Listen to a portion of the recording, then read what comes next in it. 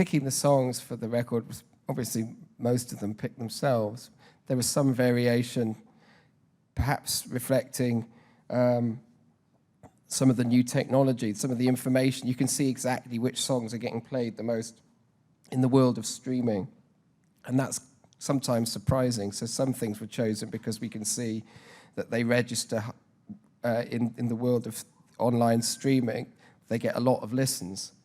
So Only the Wine is one track that's been included precisely for that reason. So that made the whole thing a little bit more interesting. That track gets a huge amounts of streams, and I think we're not quite sure why, but we think because it's playlisted.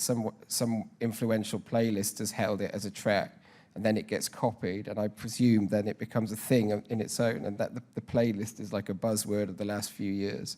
And I think that's been responsible. So that's, anyway, we let them, obviously all the main tracks are there pretty much. You can't include everything, so we left a few things off and included some of these other tracks which seem to be well listened to at the moment for whatever reason.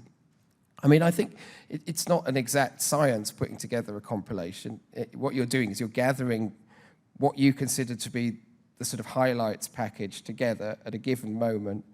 And it's really for someone to come to who maybe isn't such a big fan. Obviously, you might have hardcore fans who buy a record because there's a couple of new tracks on it and there's some new recordings of some of the old stuff.